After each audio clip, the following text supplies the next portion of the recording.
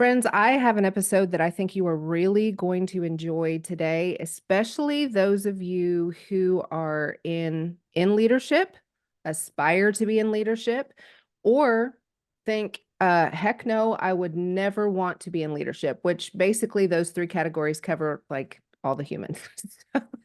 So what I'm saying is you're really going to enjoy my guest today. Her name is Kimberly. You heard about her in the intro, and I'm so excited to dive into this conversation. So, Kimberly, thank you so much for joining us today. Tell us a little bit about you. Thank you. It is my honor. As I've shared with you before, I have grown to just love your podcast. I'm so glad that I Thank you so come much. across it, and now it is in my subscription list and such a fan. So it's an Whoop, whoop. honor. Thank you. So I live in the Kansas City area, and I always say first, Jesus girl, but I'm married to Mr. Wright and my husband John for almost 28 years. We've been together for about 30, 31 years. It is true. You start kind of losing track after a little That while. is true. That is Yeah. very true. I found myself just the other day, someone asked how long we'd been married, and I had to stop and think about it. I didn't think I would ever get to that point. Yeah. And you can't do math fast enough. I'm like, we should have gotten married No. like in an even year that made it Hmm. easy to do. Right there. Yeah. And then we are the proud parents of four now almost adult children. My youngest, which is a girl, I have three boys and a girl, and she just graduated high school and will be turning 18 next month and is headed off to college. And so we're in a whole new season right now. Yes, you are. Yeah, Almost empty nesters. That's it's great. it's bittersweet, not gonna lie. It's For sure. great and exciting, and I'm excited for her and sad for us because we really genuinely like our kids. They're a lot of fun, the great sense of humor, and they seem to enjoy hanging out and being around us. And so it's always tough when they fly the coop. Yes, yes, it is. I have four myself. They are grown and mostly out of the house. Yeah. Um, I have the opposite of you. I have three girls and a boy, Okay. and all the girls are married. My son is a traveling musician, Oh, and so he is away more than he's home for the most part, and so that we're kind of his home base. So he's mostly out of the house, but yeah, back, and I like the back. for sure. I like the back. Anybody out there listening who is a parent to adult kids can understand that. And if you're not a parent to adult kids yet, get ready because it comes so fast, It does. It so does. fast. People warn you about it and you don't really believe them. And then you blink and it's here. hmm Or Yeah. even if you do kind of like, okay, I get that, I can see that. There's literally nothing you can do to change it. Nope. I mean, it just, you can try to savor every moment and it Yeah. still is a vapor. Yeah. Yeah.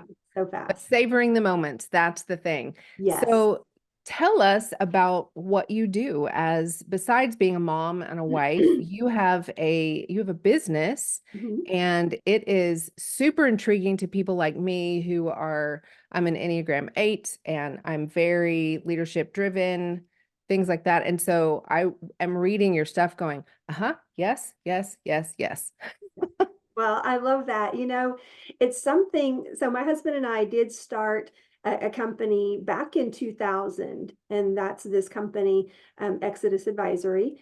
And it started in just the field he's in, which is wireless telecommunications. Mhm. But after a few years, it started to morph where we were doing contract work, especially I was through, for other companies. Um, and we moved a lot for his job. So that was a blessing, excuse me, and a curse because it allowed my resume became pretty diverse, I guess you would say, in a lot of Sure. different industries because different states didn't always have the same, prevalent, industry in that area, Mhm. like oil and gas. That wasn't available in Las Vegas when we lived there.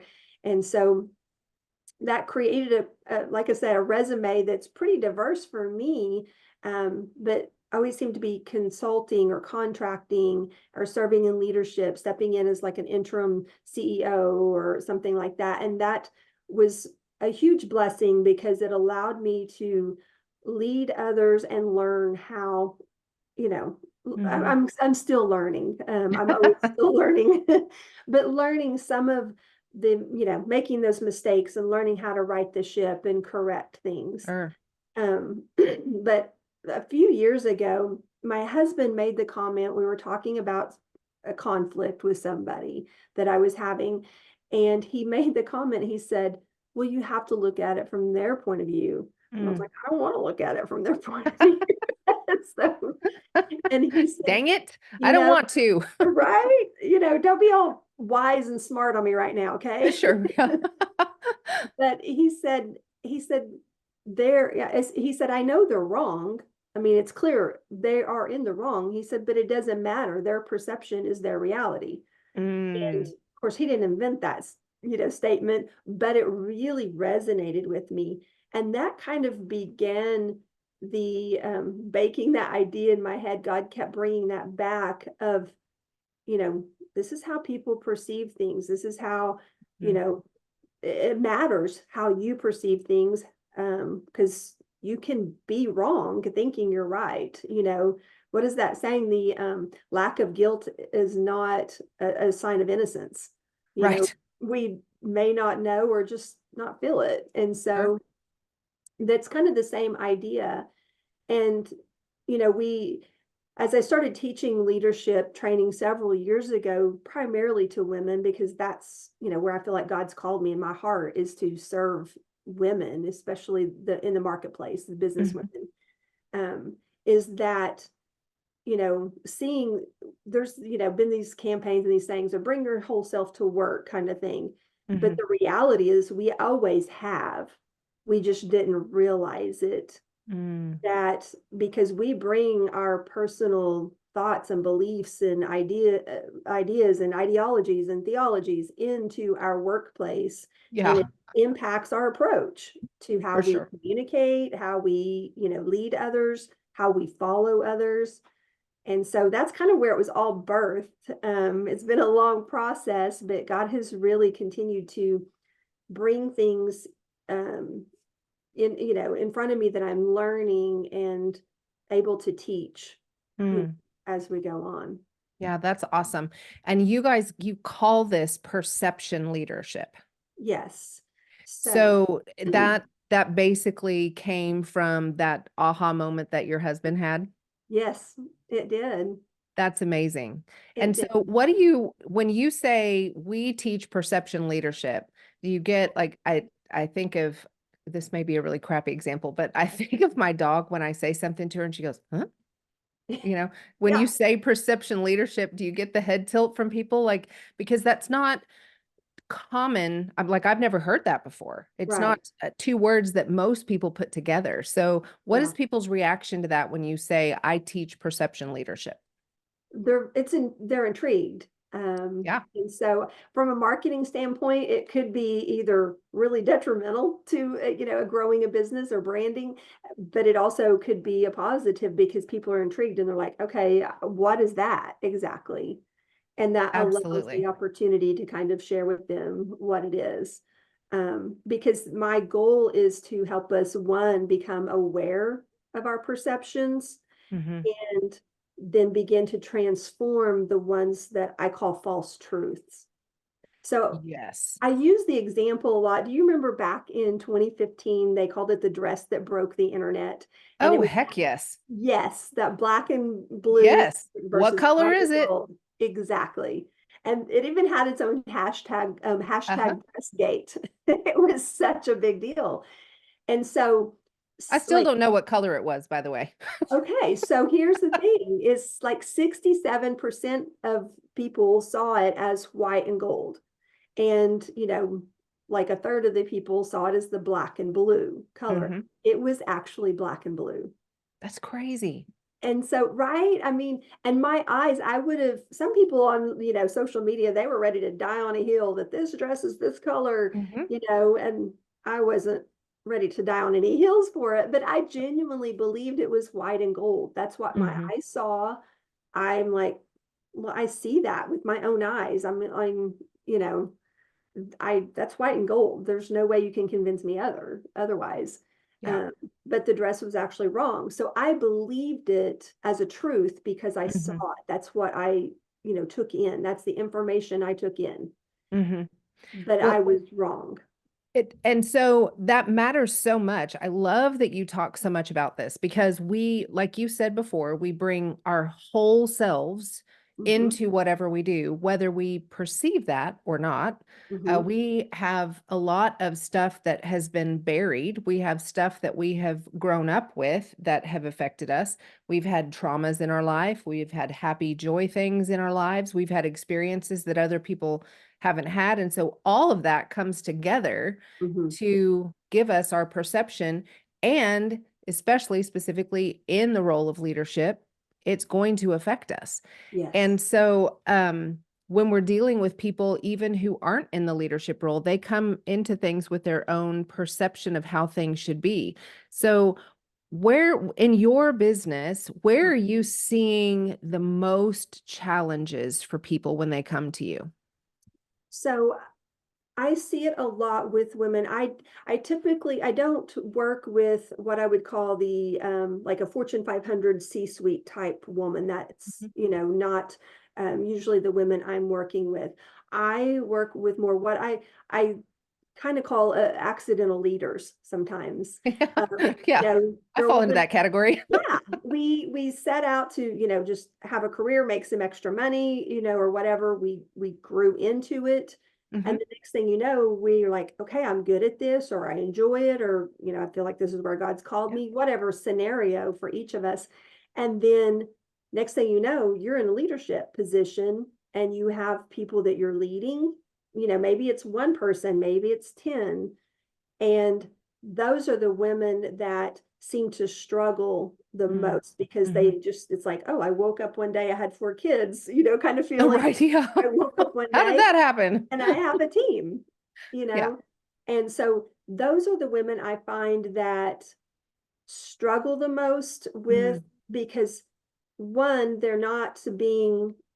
don't have the resources. There's not as much mentoring and hmm. teaching of women in the workplace. There's not as much being, poured into. Now that's starting to shift and change. And I don't think it was, I don't believe it was malicious necessarily by men, but it's easier to talk to mentor a man when you're riding to lunch with them in the car, or have the conversations, or Sure. on the golf course, or places that women are not. Hmm.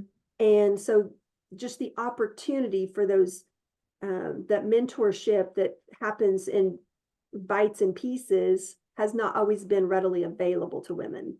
And Right. so they're behind. We are behind, Mm, in some of that, opportunities to learn. yeah.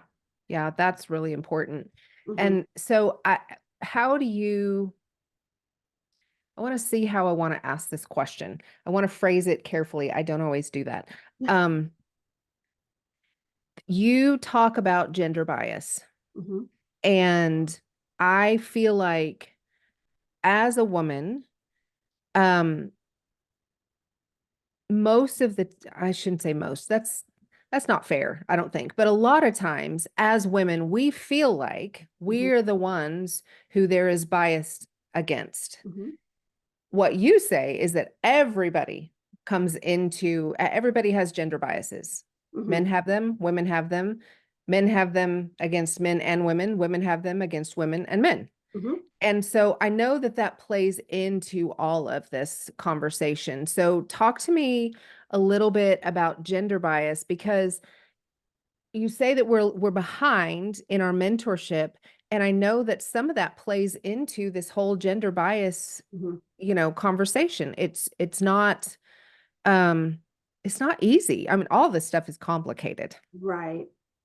It is. And so, okay, so here's a fun little silly exercise I do with people. So I tell them, I'm like, okay, close your eyes, and I want you to picture a doctor. Okay.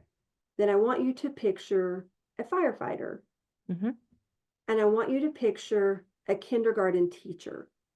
Mm, And so when we pictured in our head, I'll ask the group, I'm like, okay, what did your doctor look like?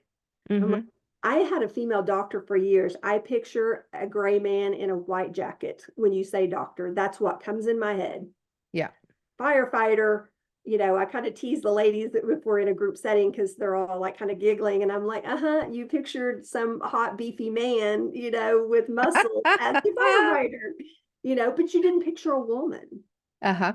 And a kindergarten teacher, you picture this sweet, soft voice bending down, talking to, as a small child, and it's a woman. You didn't picture a man. Mm-hmm. So we all just have these, and those are just biases in our heads, gender biases that we have. You say, picture a truck driver, you picture a man, maybe he Sure. has a gut on him or something, we don't picture a woman. And so we all have these gender roles Mm. just that we've grown up with, that we've developed, especially depends on what part of the country you grew up in. If you're more deep south, I grew up in a Sure. small town, Oklahoma. There were more traditional gender roles Mm-hmm. Mm-hmm. then. Um, and so, there was always be, Oklahoma's notorious for always being under construction. All the roads are always being redone. Texas And too. yeah, Mm. and not well, but anyway, that's another topic. Yeah. But I remember growing up as a kid, is it was always men out there, and every once in a while I'd see a woman, and I'm like, oh my gosh, it would catch my eye. It would, Mm-hmm. even as a child, that was so unnatural. And Yeah. that was a gender bias that I was growing up with because it was a male dominated field. And so Mm. that's just kind of an exercise to help us realize that we all have those. And when you Mm-hmm. think of a CEO of a company, I can't remember the percentage now, unfortunately, but it's such a small percentage of women in C-suite leadership Right. in North America. Um, Mm-hmm. but women are over 56% of the workplace, the Mm. marketplace workforce now. Mm. There's more women in the workforce than there are men. More women Mm-hmm. are graduating college now than men. Mm. And so we can see that there, women, it's a shift, but yet we still don't have a lot of women at the top of companies or in leadership like we do men. Like it's Mm-hmm. like 8% or less. I mean, it's very small. Yeah. Wow. Don't That's quote me on that, incredible. but I mean, it's Those it's a very small percentage considering. that yeah. Those statistics are always kind of like a smack in the face to me when I Mhm. hear them. I know that it's true. Church world is the same, I Yes. um but when you're talking about mentorship there, I think um I don't know that awakening is the right word, but I feel like um there seems to be a little bit of an awakening of desire for women to go into those places and that are typically male dominated. Mhm. And for I know that I desire mentorship in those areas. And so when women are faced with being behind and gender biases that we know exist Mhm. in all the places. What do you tell someone who has aspirations for moving into more positions of leadership or changing or shifting things or would like mentorship by certain people that she's surrounded by in her workplace or I mean fill in the blank Yeah. situation that she might be in. What would your advice be for her? I two things is one, you have to ask for Mm, mentorship. And a man can mentor a woman and can be very valuable for her. So, sure. I think sometimes we think, oh, we have to have the same gender mentoring. Hmm. So, woman can mentor a man and benefit him the same as a man can benefit a woman or Sure. mentor a woman, what I'm saying? Okay. Yeah. Um, but so we have to ask, we have to let it be known that we're interested in this. I want to grow, I want to learn, I want to, advance. Hmm. I'm seeking your help. I'm asking for da da da da da, let's have lunch once a week or once a month or whatever that looks like. Hmm. And show genuine interest. The other thing I think that's really important for us to do as women is we have to take ownership of our own development. Mm-hmm. Yep. So we have to be seeking out, whether that be a one-on-one personal coach, whether it's listening to podcasts like this and other, leadership podcasts, and learning and gleaning, reading books. I mean, going to leadership seminars, whatever it is, we have to take ownership for our own development. And honestly, Mm-hmm. the Bible is one of the richest resources of leadership teachings that there ever will be. Um, Absolutely. so we're not lacking resources, but Yeah. we can't sit back and, say, well, nobody's mentoring me or I don't have anything. Oh, there's plenty out there. We Mm. we have to take the initiative. Yeah, I totally agree with that. So what are some of your go-to resources that you tell people or suggest to people? I know you have your own book, Hmm. Well, and I'm sure yes. there are many other things that you Yeah. actually use when you're coaching. So I am in the midst of writing perspective for the Christian Businesswoman. So Oh, wow. unfortunately, that's not released yet, but I'm working on that, and it will have address a lot of these issues. That's Um, fantastic. but there's so many authors out there that, I mean, I think everybody's familiar with John Maxwell. He's written probably Hmm. 50 plus books on leadership. There's a lot of um, leadership books about gender differences and so forth. I just started reading a book called The Male Factor. Um, Oh, wow. and it's a really, really good book. I'm only like two chapters in, I'm very new into it, but it's really good and very insightful. So, I mean, like I said, and Craig Groeschel has a great podcast on Oh, leadership. yeah. His is fantastic. Yes. I Um, wish he dropped more episodes, but the yes. man knows his boundaries. Once a month. That's it. Once a month, you Mhm. get the nuggets. And Christine Kane has a lot of great teachings as Yeah, well about, she covers a lot of topics, but, she does hone in on leadership sometimes. And, I think anything that she puts out is worthy I agree. of listening to. I totally agree. She actually, I think, just started a new leadership podcast that Oh, it's just been out for just a few weeks, I think. okay. So I may try to drop some of those resources that Yes. she just mentioned in the comments or in the show notes so that people can grab those. Um, so I'm just curious, back to the perception leadership Hmm. topic. When women are in leadership, and we all lead people, no, even if we don't have businesses Right. or are in the workplace, we're leading people in our home a lot of Hmm. times. Um, Perception leadership, talk to me about how to navigate leading people who come in with those false truths, Hmm. and um, what's best practice there? Yeah. I think first we all have blind spots, and I don't think that's Mm. ever going to completely go away. But Sure. we need to first examine, ourselves of why am I reacting that way? Why do I feel this way? Why do I communicate that way? And so forth. And kind of learn behind that. For example, burnout is a big issue, especially among women Hmm. in the workplace. Because typically, and again, we're using generalizations. This is not 100% always type thing, but generally speaking, and I know it's true for my house, when, a kid was sick, I was the one that had to call in and stay home with them. If a kid had a doctor's appointment, I had to leave and go take them and then go back. My husband didn't do those things. And he's a great dad. He's an involved dad, but that's just how it worked.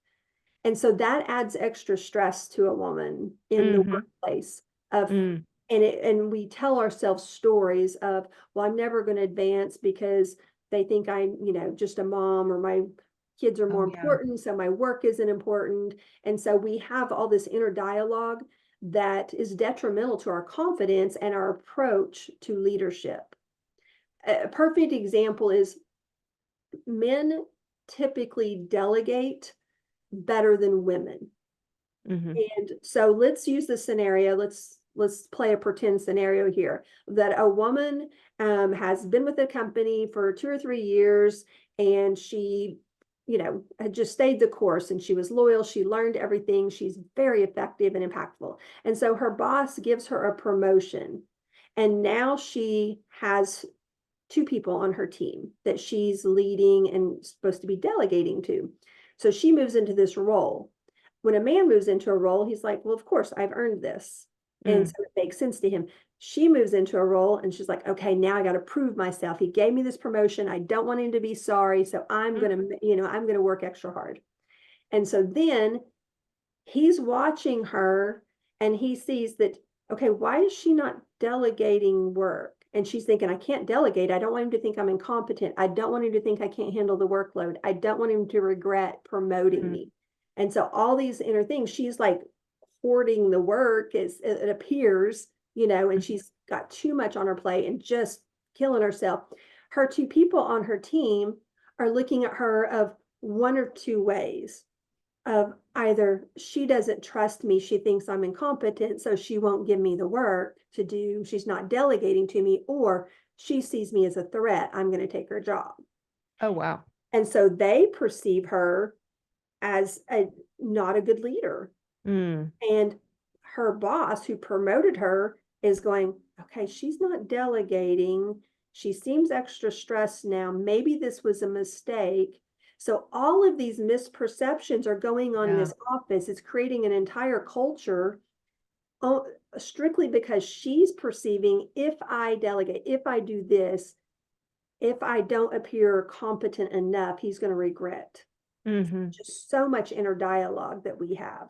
Yeah. We see things so differently than men do. God wired us that way, and it's a beautiful thing. But in the workplace, we have to acknowledge those types of differences. Sure. Um, and so, there's that rule. I'm sure you've heard that study that was done that men will look at a job description if they're applying for it, and if they know at least 60% of it, they will apply. A woman, she'll look at it, and if she doesn't know how to do 100% of everything, she won't even bother applying.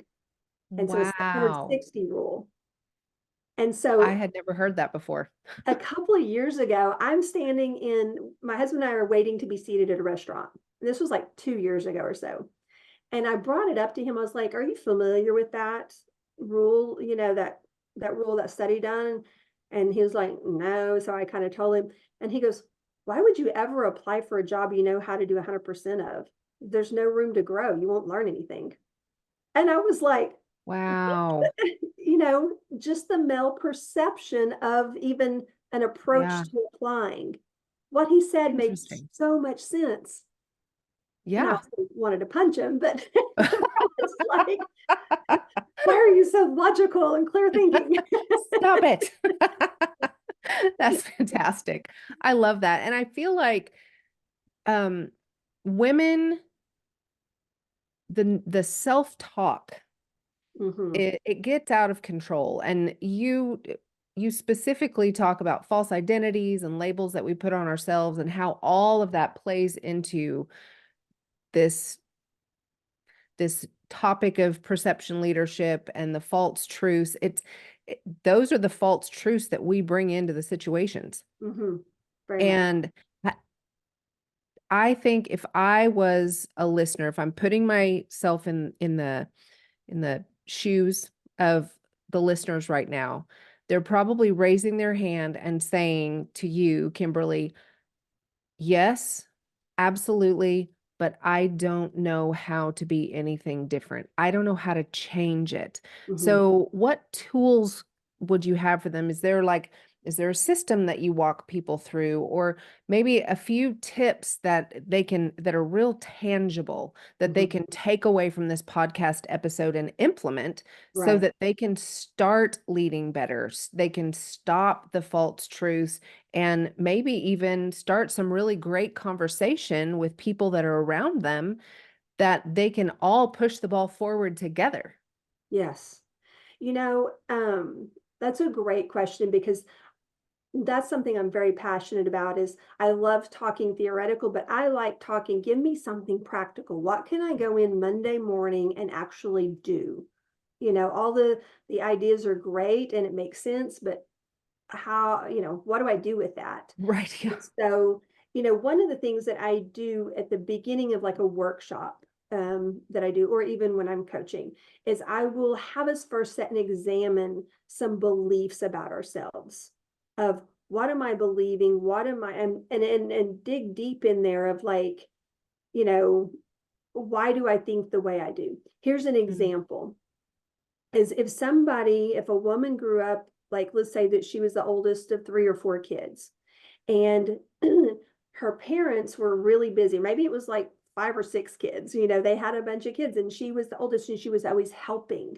And Mm-hmm. her parents, getting lost in the noise. I mean, you and I have large families. We know how wonderfully chaotic and noisy they can be. Yeah. Um, and so, but she got recognized and attention every time. Thank you for helping. Oh, thank you for doing this. Oh, you did that. I saw you. So it was service based. She was recognized when she did something, Mm-hmm. not just, she didn't feel recognized or seen just for being. She Mm. started telling herself, oh, you know, I'm valuable when I'm needed. I'm Right. valuable when I do something. Mm. Well, that's a belief that people carry, with them. Then you take it into the workplace and you're saying yes to everything. You have no Mm-hmm. boundaries. You have no healthy boundaries. And that's one of the places burnout comes. But Sure. it's like, oh, well, if I do enough and I serve enough and I take on an extra projects or I do this and this, and just you're burying yourself with work and tasks and duties that really should be delegated to someone else. But that's how you feel seen and valued. Mm-hmm. And, one of the things that I've learned too, I learned this from my husband, but also from reading books and listening to teachers, is that, men are so good about compartmentalizing business, Right. you Yeah. know, whereas we take everything into business, our heart, our personality, our soul, da da da da, and men are like, they just flip a switch. Oh, I'm at work now. I'm in business mode. So a woman that, let's say that she's been like killing herself of I'm needed and so therefore I'm valued here, and then there's a company downsizing and Mm. she's laid off. It's so personal. It's like, I put all of my blood, sweat, and tears in this. How could you do that to Right. me? A man will be upset and devastated. My husband's lived through, 3 layoffs in his life because his industry just like that. Mm-hmm. know, but he's like, it's just business.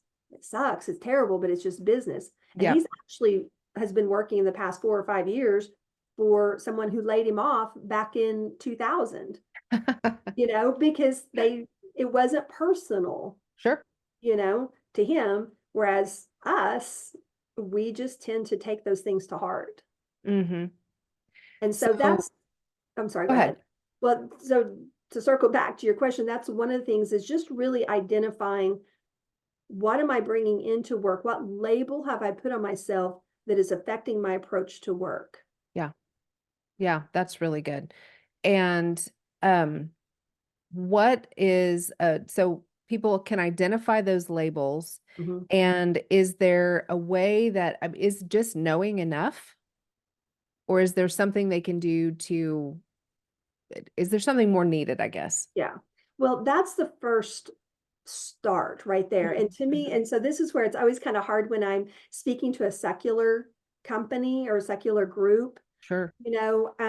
because I have to, everything I've created is built on what, I believe are biblical principles, but you kind of have to um, kind of skirt around some of, speaking so bluntly.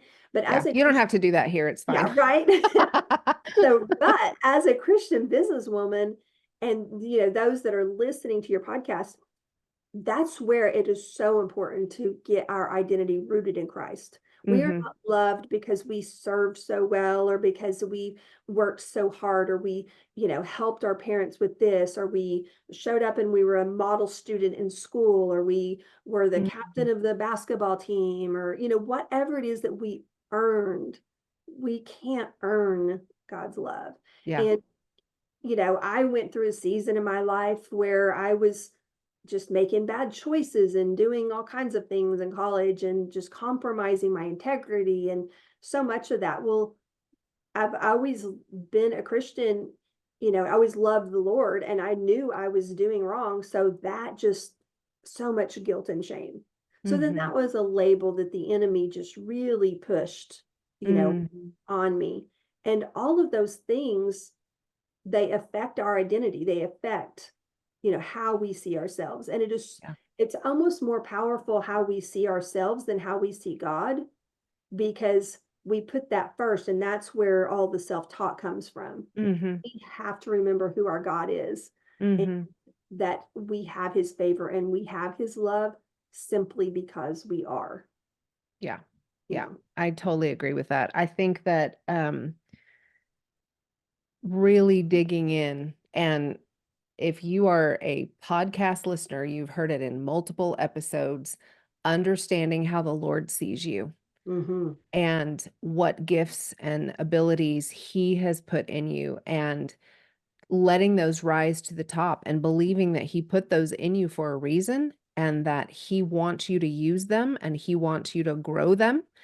And I think whatever your situation is, if you have people around you that you see that you would like to mentor you in certain areas, Mhm. I mean, it may not be possible. Let's be honest. I would love Christine Kane to mentor me, but that's probably not going to happen. But she can mentor me through her books, and she can Yes. mentor me through her podcasts, and I can grow in leadership by, you know, being ingesting their information. Mhm. But I do think that there are practical steps like hiring a coach, attending workshops, Mhm. conferences, things like that, that you can grow.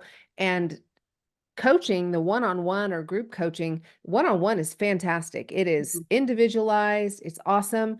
But when you go to group coaching or you are at a conference or in workshops or masterminds, you're rubbing shoulders with other people. It's that Yes. iron sharpens iron thing. And I know you do all of that. So talk to us a little bit about what you do, because you mentioned workshops earlier, but I know you're also a speaker. Mhm. So tell us about what you offer. So I do speak at churches. That was kind of what I've done the most early on, starting back in like 2007, women's conferences, workshops, lots of moms conferences early on. And but business has just always been such a passion. And Mm, I honestly, I fought that for a long time, um, because sometimes the church doesn't know what to do with a working woman. that's true. And it's not intentional. It's not that they're trying to omit, but I've led Bible studies for over 15 years, in the church. And sometimes it was in my home, but I would, teach like a study, the same study in the morning and the same study in the evening. And Mm, so the morning studies, the stay-at-home moms came in, and they're coming in, with their Starbucks and their hair's askew and they got a baby on their hip and they're throwing them in. And the energy is so loud and crazy and fun. And mhm. and the women instantly, they were vulnerable. They were Mm. connected. They felt, just free to share. My evening studies, without fail, it took weeks for the women to open up. Oh, And so wow. many of them would say, I feel lonely in my church. I feel Mm, guilty because I work. I feel guilty because I want to work, mhm. or, or whatever it is. Because if they were raised up in the church, they felt like, and they were reinforced their places in the home. And, God calls each of us different place. There's none better or worse. It's where God has you in that season. Sure, But that's not always the message that we take in. You know? sure. And so that's why I say the church isn't intentionally, trying to alienate the working woman. It's just like we don't know what to do with her. You we don't. It's not as convenient to do evening Bible studies as it is to do morning Bible studies. Right. Yes. That's for sure. Um, and so I think when you said iron sharpens iron, 100%, because that community, women, Christian Yeah. businesswomen especially, are craving community. And there's a lot of great organizations out there like Polished and Forward, they're in your Dallas area, Mhm. and just throughout the US. I mean, that's something I'm working on, adding to a resource on my website for that kind of community and support that women can find people and plug in. That's Um, great. That's great. And then you come to churches and speak, you'll go into businesses and speak, Mhm. you'll run workshops Yes. on perception leadership. Do you have like a list of different topics that you do workshops on? I really, the past couple of years have really honed in just on this topic. Yeah, that's great. And so, if I'm speaking in a church and they want me to come, a lot of times it's always going to be around identity Hmm. and knowing who we are in Christ, but that kind of leads into like other areas of our lives. So Sure. my second book was called Believing Out Loud, Trading Fear and Defeat for an Adventure with God. And the reason what believing out loud means to me is like when we know who we are in Christ, when we believe not only, who Christ is, but believe who he says we are, Yeah. you know, it shows out loud, and we don't even have to say it with our words. It's how we treat people, we interact, we react, we carry ourselves, and I used to do sales trainings for women, and I would tell them, I'm like, sales is about relationship building, but it's all about posture and Yeah. not just how we, set up straight kind of thing, but it's about our posture of how we come into something. I know when I was in sales, there were times that I'm like, I needed to sell so bad. I'm like, people can smell my desperation, Yeah. because I had the posture was poor. Yeah. Whereas, like when I went in confident of like, what, sales have been good. I don't really need this. How can I serve them? It's all about posture, Mm. and Hmm. that's the way I feel about our posture changes when we believe out loud who God says we are. Yeah, that's beautiful. That's beautiful. Well, this conversation has been so rich. Tell everybody who says, I need more of Kimberly. How can they find you? Where would you like us to send them? Well, so my website is exodusadvisory.com. So Exodus, just like the book in the Bible, advisory.com. And I'm on LinkedIn. It's K Writer, usually, I think, or Kimberly. Well, I don't know. It's We'll Kimberly link it. It's Wright. okay. Yeah, there you go. But I know on Instagram I'm K Writer. Okay. Yeah, so that's That's it. perfect. Yeah. Perfect. Thank you so much. This has been enlightening. I'm going to have to go back and listen and take notes because there are a few things that I know that I need to implement in my leadership. Um, yeah, it's I been so good. So thank you thank so you. much. I appreciate you. Thank you so much. This has been an honor.